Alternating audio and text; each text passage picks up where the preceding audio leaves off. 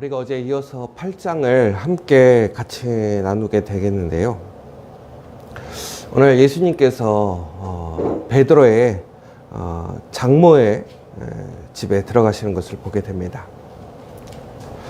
그리고 귀신을 쫓아내시고 또 많은 병을 고치시는 이야기들을 우리는 이어서 다른 장면들을 통해서 보게 되는데요. 오늘 예수님께서는 이런 놀라운 일들을 이루신 이후에 오히려 사람들에게 인정받고 환호받는 자리가 아니라 멀리 떠나가시는 장면을 또 우리는 목격하게 됩니다.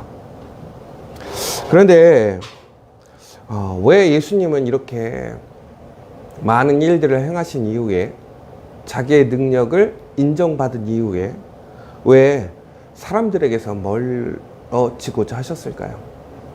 어제 예수님은 부정한 것, 거룩하지 못한 곳에도 오히려 가까이 오시고 만나시기 위해 힘쓰시던 분이었단 말이에요. 그런데 오늘은 또 반대로 예수님은 멀어지는 모습을 보게 됩니다. 여러분, 예수님은 우리에게 단순히 환호받고 인정받기 위해 오신 것이 아니라는 것입니다. 예수님이 이 땅에 오신 이유가 무엇인지 오늘 우리는 다시 한번 오늘 이 본문을 통해서 우리가 좀 잘 기억했으면 좋겠습니다. 먼저 우리 베드로의 장모의 이야기를 좀 보면 좋을 것 같습니다. 여러분, 이제 이 베드로의 장모의 열병, 과연 어떤 병이었을까? 그렇게 열이 나는데 어느 정도로 심각했길래 이런 문제가 또 사람들이 감동했을까?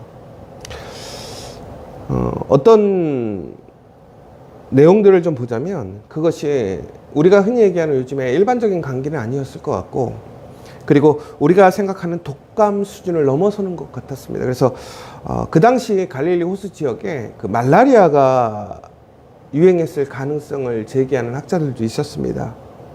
그러니까 지금도 우리가 말라리아 걸리면 죽잖아요.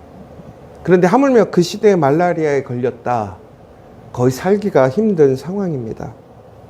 그런데 여기서 우리가 아주 중요한 단어가 하나 있어요. 그게 뭐냐면 보시고라는 단어입니다.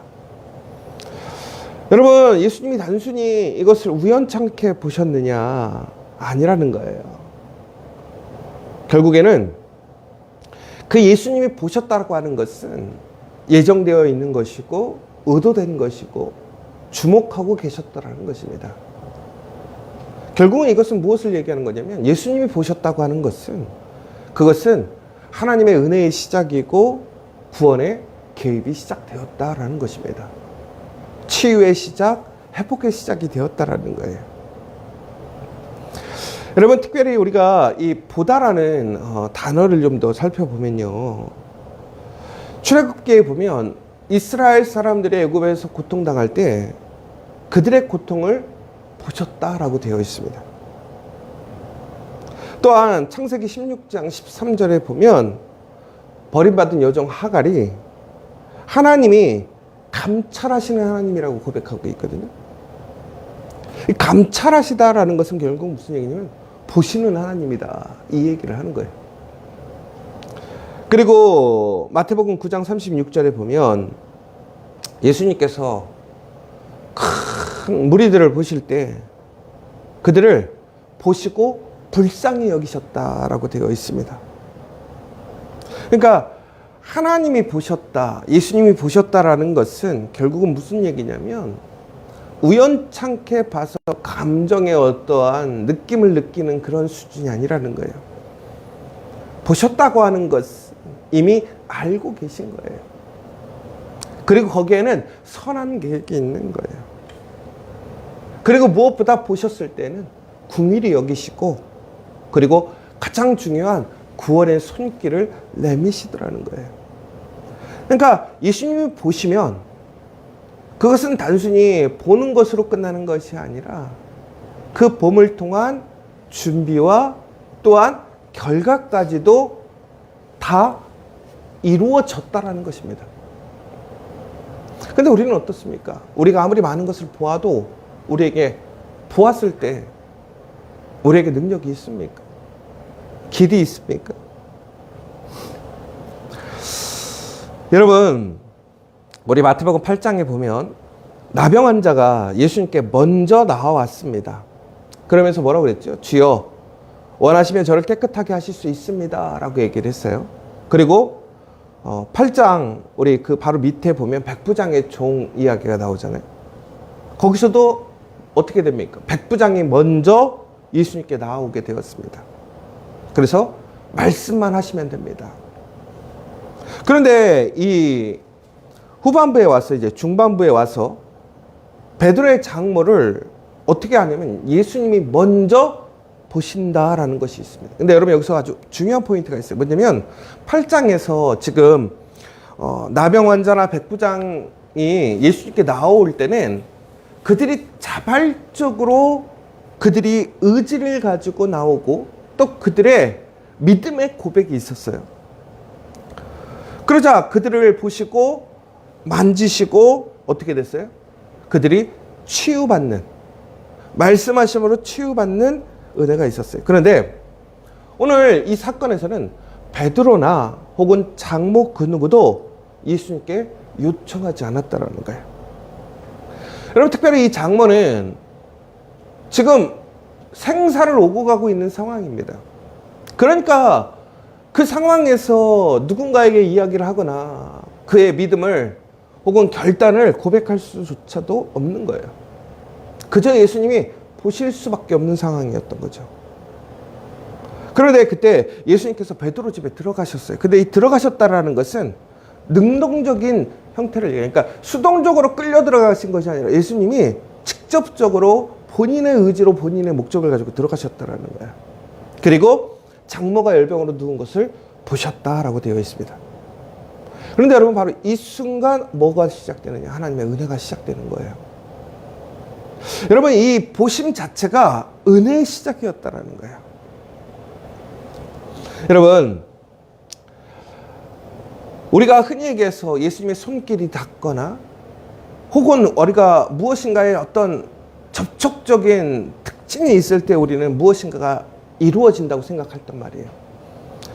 그런데 그렇지 않단 말이에요. 이 만남이나 접촉점은 치유의 조건이 아니라 표현일 뿐이라는 거예요. 더 중요한 것은 무엇입니까? 그 주체의 의지가 중요한 거란 말이에요. 여러분, 특별히 15절에 보면 그의 손을 만지시니 열병이 떠나가고 라고 되어 있어요. 예수님께서 오늘 그의 장모의 손을 만지시니까 그 열병이 떠나갔다라고 되어 있어요. 여러분, 이 열병이 떠나가고라는 것이 뭐라고 되어 있냐면 마치 열병이 군사들처럼 그녀를 포위하고 있었는데, 그러니까 그 열병이 그녀를 공격하고 있었는데 예수님이 그녀의 손을 만지자 어떻게 되냐면 그 적군들이 흩어진 거예요. 무너진 거예요. 여러분, 그러니까 우리는 예수님을 만나기를 원하고 예수님의 손길을 경험하기를 원한단 말이에요. 그런데 여러분, 여기서 중요한 포인트가, 그럼 예수님이 물리적으로 손이 닿아야 하는가라는 거예요. 그렇지 않죠. 우리는 이미 백부장을 통해서 말씀으로 이미 주어지는 것을 알게 돼요. 그런데 중요한 것은 여기서 우리의 믿음의 고백, 우리의 어떠한 의지가 없어도 예수님께서 우리를 궁휼히 여기시고 우리를 바라보시면 어떻게 된다라는 거예요. 이미 그곳에는 치유의 역사, 해결의 역사가 일어나게 되었더라는 거예요.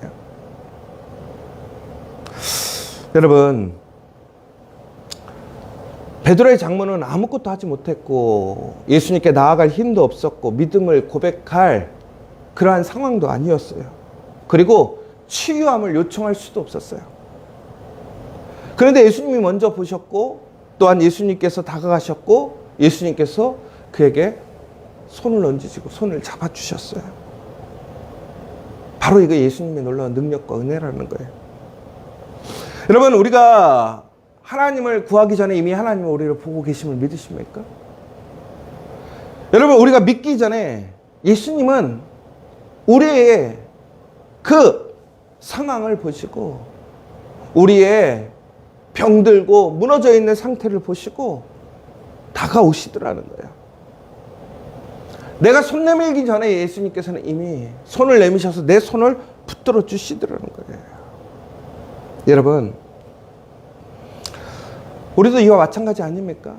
내가 너무 아파서 기도할 수 없을 때가 있어요. 너무 지치고 상처가 심해서 교회 나갈 수 없을 때가 있어요. 너무 절망스러워서 우리가 믿음을 고백하지 못할 수가 있어요. 너무 수치스럽고 창피해서 주님 앞에 나아가지 못할 때가 있어요. 그런데 이미 예수님께서 우리를 보고 계시더라는 거예요. 하나님은 여러분을 보고 계시더라는 거예요. 믿음은 고백하지 못해도, 예수님 앞에 나아가지 못해도, 나의 문제와 어려움을 온전히 고백하지 못해도 예수님이 먼저 오시고, 예수님이 먼저 보시고 내 손을 잡아주시더라는 거예요. 이것이 복음이고 은혜라는 사건입니다. 여러분, 예수님께서 우리에게 놀라운 사랑을 증거하시는 모습은 너무나 다양해요. 함가히 할 수 없고 거룩하지 않은 사람이 다가오는 것을 거부하시지 않았어요. 말씀만으로도 그 믿음을 고백하는 자에게 놀라운 그 치유와 은혜를 증거해 주셨어요. 그리고 무엇보다도 너무나 힘들고 지치고 어려웠어. 이야기할 수도 없고 고백할 수도 없고 다가올 수 없는 사람을 먼저 보시고 다가가셔서 그를 치유하시는 모습을 보게 돼요. 여러분, 오늘 그 이유가, 그 사랑이 있기 때문에 우리는 예수님을 소망하고 기다리는 거예요. 여러분, 오늘 다시 한번 여러분들에게 그러한 갈급함이 있습니까? 치유함이 필요하십니까? 여러분, 그렇다면 예수님께 나아가시고 예수님을 부르십시오. 예수님은 반드시 여러분들을 가까이 하게 하실 것이고 여러분들을 만지실 것이고 여러분에게 말씀하실 거예요. 그러나 여러분, 지금 도저히 예수님께 말할 수 없습니까? 예수님께 다가갈 힘도 없고 마음의 의지도 없고 소망도 없으십니까? 여러분, 그러나 기억하십시오. 예수님이 보고 계시다라는 것을. 그리고 예수님께서 먼저 다가오실 것이고 예수님께서 여러분들에게 손을 얹어서 여러분의 그 열병을, 그 군대가, 그 열병의 군대가 장로를 둘러싸고 그렇게 함몰시키려고 했던 그 상황을 완전히 흩어버리시고 자유케 하시는 그 모습을 기억하십시오. 오늘 그 예수님이 여러분에게 오셨음을 기억하시는 오늘 이 시간 되었으면 좋겠습니다. 여러분, 그런데 놀랍게도 그 장모가 일어납니다. 그런데 놀라운 것이 뭐냐면 여인이 일어나자마자 가장 먼저 한 행동이 무엇인 줄 아십니까? 바로 예수께 수종 들더라. 여러분, 이 수종 들더라는 게 과연 무슨 얘기일까요? 아, 예수님 날 고쳐주셔서 너무 감사합니다. 식사 준비했을까요? 그 얘기가 아니에요. 바로 제자도의 핵심 단어라는 거예요. 여러분, 이 여인은 예수님께 구하지 못했어요.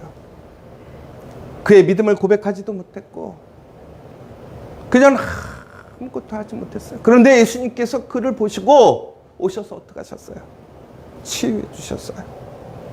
그러자 그 여인이 놀라운 예수님의 은혜를, 능력을 체험한 이후에 바로 그가 수종 들었더라. 무슨 얘기예요? 예수님을 섬겼더라는 거예요. 조건이 아니에요. 무조건적인, 적극적인 섬김이라는 거예요. 여러분, 우리는 항상 뭐라고 하냐면 조건을 얘기해요. 예수님, 제가 이러면 섬길게요. 이렇게 해주신다면 제가 끝까지 지키게 할게요. 저 이러면 예배 드릴게요. 이러면 헌금할게요. 여러분, 섬김이라는 것은 은혜를 받은 그 순간부터 순전하게 시작되는 게 온전한 섬김이라는 거예요. 더 나아가서 우리는 어떻게 합니까? 주님, 내가 주님의 은혜를 잘 경험했어요. 그런데 지금은 때가 아니에요. 조금 더 상황이 되면, 능력이 되면, 시간이 되면 은퇴하면 헌신하겠습니다. 근데 여러분, 은혜는 섬김으로 완성되고 다시 시작되는 거예요. 여러분, 하나님께 받은 은혜가 있으십니까? 받은 능력이 있으십니까? 그러면 오늘 주님을 섬기는 사람들이 되십시오. 그 섬김이 또 다른 은혜의 시작이 되는 것이고 은혜의 완성이 됨을 기억하시기 바랍니다. 여러분, 그런데 우리가 은혜를 받기만 하고 섬기지 않으면 어떻게 될까요? 그 은혜는 우리에게서 멈추는 거예요. 그 한 번의 사건으로 끝나버리는 거예요. 그런데 베드로의 장모처럼 예수님을 섬기면, 그 은혜에 순종하고 기뻐하며 섬기면 그 은혜가 이제 확장되는 거예요. 다른 사람에게 흘러가는 거예요. 여러분, 오늘 예수님은 이렇게 얘기하고 계셔요. 많은 이러한 놀라운 사역들을 행하고 계시지만 고난의 종으로 상징되고 있습니다. 여러분, 왜 예수님은 그런데 이렇게 선한 일들을 행하시면서 왜 고난받는 종이 되어야 할까요? 여러분, 우리는 이처럼 선한 일들을 해나갈 때 왜 우리는 우리의 상황이 더 좋아지거나 더 영광스러워지거나 풍요로워지는 것이 아니라 더 고난스러워져야 될까요? 바로 오늘 마태복음에서 특별히 예수님의 그 치유 사역 자체는 예수님이 영광받고 존중받고 더 안락한 삶을 위한 것이 아니라 고난의 종으로서 우리의 연약함을 담당하러 오셨기 때문에 그렇다고 고백하고 있습니다. 예수님이 병을 고치셨을 때는요, 단순히 예수님의 능력을 보여주신 것이 아니라는 거예요. 우리의 고통에 참여하셨다라는 거예요. 어제도 말씀드렸지만 예수님이 만지심은 그 효과가, 그 영향이 그 사람에게만 가는 것이 아니라 예수님에게도 오더라는 거예요. 치유함의 역사는 결국은 무슨 일이냐? 바로 그의 고통에 참여하는 것이라는 거예요. 결국은 단순히 나는 아무렇지도 않은데 그 사람을 막 신기한 능력으로 뿅뿅뿅 낫게 해주는 것이 아니라는 거예요. 결국은 예수님이 그 선하시고 아름다운 일, 은혜의 일들을 행하실 때 예수님은 고통을 당하시더라는 거예요. 우리의 고통을 같이 경험하시고 그 고통의 깊이를 느끼시더라는 거예요. 그런데 여러분, 왜 그러한 고통을 느끼시면까지 우리를 치유하시고 우리를 회복시키셨을까요? 뭐 우리가 흔히 얘기하는 사랑하셔서, 그렇죠. 우리를 너무나 사랑하셔서, 사랑했기 때문에 그 고통과 아픔까지도 용납하시고 우리를 살리기를 원하셨어요. 그런데 거기엔 또 하나 이유가 있단 말이에요. 뭐냐면 오늘 말씀해 보시면 뭐라고 되어 있냐면 이루려 하심이더라.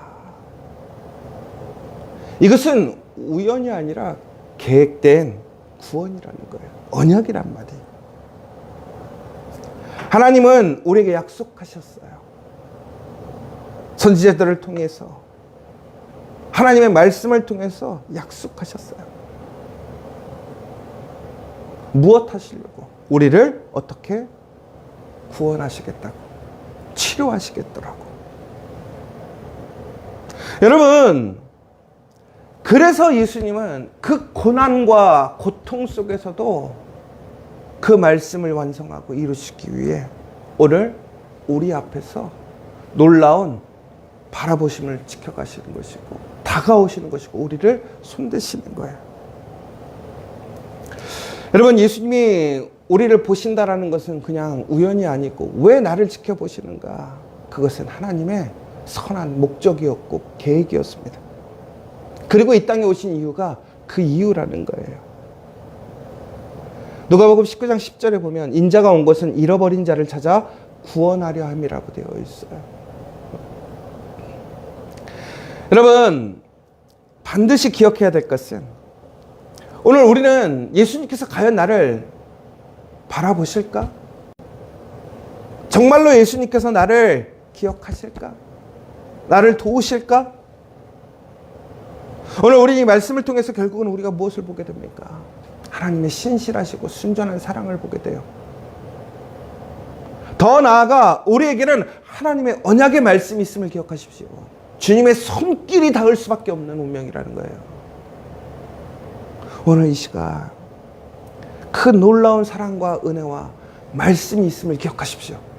그리고 오늘 나의 상황, 나의 현실, 나의 문제 앞에서 좌절하고 낙심하는 것이 아니라 주님께서 나를 보고 계심을 믿고 의지하고 소망하시고 내가 다시 그 예수의 이름으로 온전히 큰건하게 세워질 수 있음을 믿는, 그것을 선포하는 여러분 되십시오. 그러면 반드시 일어나게 될 줄 믿습니다. 열병이 떠나가고 치료되어질 줄 믿습니다. 나병이 고쳐지고 멀리 있던 그 백부장의 종이 낫는 것처럼 그 예수의 이름으로, 예수의 능력으로 우리 가정이, 우리 엘터가 반드시 회복되어지고 치료되어짐을 믿는 저와 여러분 되시길 간절히 소망합니다. 여러분, 그런데 그때 한 서기관이 그러한 모습을 보고 뭐라고 그러냐면, 주님, 제가 어디든지 따라가겠습니다, 이렇게 얘기를 해요. 여러분, 그 시대의 서기관이 누구입니까? 율법 전문가잖아요. 사회적 지위가 있고 종교 지도자란 말이에요. 그랬던 그 사람이, 유대교에 속한 그 사람이 예수님을 따르겠다. 얼마나 놀라운 일입니까? 여러분, 그가 얘기했던 것을 원어적으로 풀면 이렇게 돼요. 당신이 어디에 가시더라도 그곳으로 나는 가겠습니다. 얼마나 놀라운 고백입니까? 그런데 예수님은 어떻게 얘기하십니까? 그것에 대해서 현실적이고 냉담한 반응처럼 보이지 않습니까? 왜 그러냐면, 서기관은 왜 오늘 이렇게 예수님을 따르겠다고 했을까요? 예수님 자체를 본 게 아니라 예수님의 기적에만 지금 그의 마음은 집중되어 있어요. 귀신을 쫓아내고 치유하시고 무엇보다 사람들이 그것에 대해 환호하는 그 모습을 보는 거예요. 그런데 그는 그 영광의 순간만 보는 것이지 고난의 길을 보지 못해요. 십자가를 바라보고 있지 못하더라는 거예요. 오늘 예수님이 뭐라고 얘기합니까? 인자는 머리 둘 곳조차 없다. 결국은 하나님의 그 영광스러운 그 구원의 길은 이런 영광스럽고 놀라운 기적과 치유의 길이기도 하지만 동시에 그곳에는 십자가의 길이 함께 있더라는 거예요. 근데 우리는 어떻습니까? 꽃길만 바라보지 않습니까? 영광의 순간만 바라보지 않습니까? 우리가 하나님의 그 귀한 말씀에 참여하게 될 때 우리에게 주어지는 십자가는 우리는 부인하지 않습니까? 보려하지 않지 않습니까? 여러분, 여기서 머리 둘 것 없다라는 것은 단순히 가난을 의미하는 것이 아닙니다. 안주할 것이 없다라는 거예요. 결국에는 우리가 쉴 수 있는 그곳은 어디 있냐? 이 땅이 아니라 하나님의 나라, 그 천국밖에 없더라는 거예요. 그때까지는 우리는 어떻게 한다라는 거예요? 주님의 나라가 완성될 때까지 주의 놀라운 사역들을 행하고 나아갈 때 거기에는 놀라운 기사와 기적이 일어나겠지만 또한 동시에 수많은 고통과 고난이 함께 오더라는 거예요. 여러분, 마찬가지 아닙니까? 우리가 온전한 신앙생활을 할 때 요즘 우리는 어떻습니까? 직장에서 오히려 손해를 보게 되는 것이고 또한 많은 기회를 잃어버리게 됩니다. 세상과 적당하게 타협하면 훨씬 순조롭게 여유롭게 갈 수 있지만 그렇지 못합니다. 가정에서는 어떻습니까? 양육할 때 하나님의 말씀대로 양육하면 세상에서 뒤처지는 것 같습니다. 여러분, 학원과 예배 무엇을 더 중요하게 생각하십니까? 어디를 먼저 보내시겠습니까? 여러분, 교회에서도 마찬가지 아닙니까? 여러분, 오늘의 일정과 상황 속에서 여러분 무엇을 더 우선순위에 둡니까? 하나님께 기도하고 말씀 듣고 예배하는 것에 우선순위를 두는 것입니까? 아니면 세상의 삶의 우선순위를 두고 있습니까? 여러분, 그렇다고 해서 무조건 종교생활을 하는 것, 신앙생활을 하는 것이 앞서다라는 것이 아니에요. 오히려 우리의 삶의 현장에서 우리가 삶으로 살아가는 것이 중요한 것이죠. 그런데 중요한 것은 그 삶으로 살아내기 위한 기초, 그 시작을 어디에 두고 있느냐라는 거예요. 결국엔 그렇게 살아가게 될 때는 우리에게는 머리 둘 곳이 없어요. 편안함이 없어요. 여러분, 신앙생활 온전히 열심히 할 때 기쁘기만 하십니까? 여러분, 이 새벽에 일어나서 교회를 나오는 것이 기쁜 일입니까? 육체적으로 한계를 느끼지 않습니까? 여러분 또한 교회 봉사할 때, 시간을 쪼개서 나올 때 그 분주함 속에서 여러분 너무나 지치고 힘듦을 느끼지 않습니까? 내가 왜 이렇게 바쁘게 살아야지? 왜 쫓기고 살아야 되지? 여러분 마찬가지예요. 하나님의 말씀으로 정말 순종하고 섬기고 헌신하고 살아가는데 한순간도 긴장이 놓이지 않습니다. 여러분 평안을 주신다고 했어요. 여러분 평안이라는 것은 편안한 삶을 얘기하는 게 아니에요. 근데 우리는 자꾸 평안과 편안을 구별짓지 못해요. 오히려 우리는 진정한 평안은 단잠을 깨우고 나의 몸이 상하고 내 육체의 한계를 느끼고 그렇게 쪼개고 쪼개는 시간 속에 불편함을 경험하고 어려움을 경험할 때 그때 진정한 평안이 오는 거예요. 그 평안이라는 건 뭐예요? 우리 안에 구원의 확신을 얘기하는 거예요. 주님의 인재 동행을 경험하는 거예요. 여러분 더 놀라운 것은 한 제자가 뭐라고 그러냐면 제자 중에 또 한 사람이 이래 주여 내가 먼저 가서 내 아버지를 장사하게 허락하시옵소서. 결론적으로 얘기하면 여러분 예수님께서는 그 문화 안에서 부모를 공경하는 것을 거부하라는 것이 아니었습니다. 예수님 또한 부모에게 공경하라 이야기하고 있습니다. 왜 그렇습니까? 그것이 바로 십계명의 의무입니다. 십계명이라는 것은 율법입니다. 예수님 무엇이라고 얘기했죠? 율법을 폐하러 온 것이 아니라 완성하러 왔다. 그런데 어떻게 부모를 장례하는데 왜 장례를 가지 말고 예수님을 따르게 하느냐? 여기에는 가장 중요한 게 먼저가 무엇이냐라는 거, 무엇이 우선순위냐. 그런데 여러분 여기서 오해하지 마십시오. 그 유대인의 장례 문화에는 두 단계가 있었어요. 1차는 시신을 무덤에 안치시키는 것이고 2차는 1년 후에 뼈를 수습하는 과정을 얘기하는데 학자들은 이렇게 얘기해요. 이 제자가 2차 매장을 요구했다. 결국은 장례를 다 치렀는데 지금 그에게 1년이라는 시간이 더 필요한 거예요. 뭐 하기 위해? 그 뼈를 수습해서 장례를 마무리하기 위해. 그러니까 지금이 당장 그 장례는 끝냈지만 그가 생각하는 전통적인 규례 안에서 생각하는 일들을 다 마치고 내가 예수님 따라가겠습니다. 예수님이 그 자체가 나쁘다라는 것은 아니에요. 그러나 오늘 핵심은 뭐냐면 먼저라는 거예요. 오늘 예수님이 얘기하시는 것은 그래 그것도 중요한 일이야. 그러나 너에게 기회가 왔을 때 오늘 너에게 주어진 사명이 있을 때 먼저 무엇을 선택하신가 결정을 해야 한다는 거예요. 근데 우리는 어떻게 얘기합니까? 우리는 내가 먼저 공부 끝내면 내가 합격하면 하겠습니다. 먼저 내가 재정적으로 내가 좋아지면 하겠습니다. 내가 먼저 건강이 회복되면 하겠습니다. 우리 아이들 다 크면 제가 그때 하겠습니다.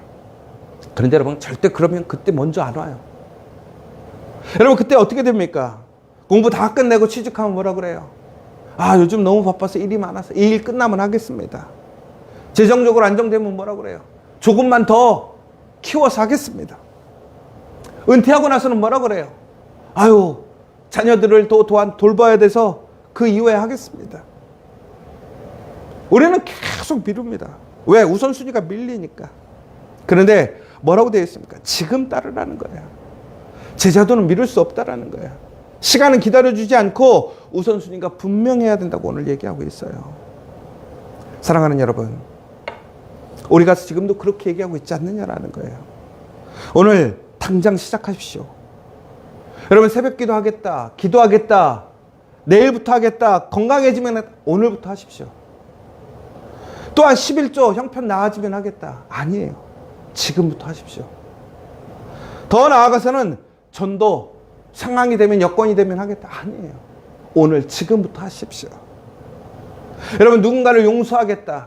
내 마음의 형편이 되면 시간이 흐르면 하겠다. 아니에요. 지금 하십시오. 봉사를 시간이 나면 하겠다. 아니에요. 지금 하십시오. 여러분 그러나 이것은 율법이 아닙니다. 여러분의 그 마음의 고백이라는 거예요. 먼저 주님의 말씀을 먼저 앞세우시는 여러분 되셨으면 좋겠어요. 말씀을 정리하겠습니다. 오늘 주님은 여러분들을 먼저 바라보고 계셔요. 그리고 먼저 다가오시고 먼저 손을 내미시고 먼저 우리를 치유해 주셨어요. 여러분 바로 오늘 우리가 해야 할 일은 무엇입니까? 우리는 그 놀라운 예수님의 사랑과 은혜, 섬김으로 따라가야 합니다. 그러나 인자는 머리 둘 곳조차 없다고 하셨습니다. 그 고난과 고통마저도 우리는 따라갈 수 있습니까? 그러나 기억하십시오. 그 고난과 고통 뒤에는 하나님의 영광, 부활의 영광이 있었음을 기억하십시오. 오늘 주님께서는 그 말씀을 믿고 우리에게 다가오셔서 우리를 치유하시고 그 고통을 감내하셨습니다. 그리고 십자가를 치셨습니다. 그리고 죽으셨습니다. 그러나 다시 살아나셨습니다.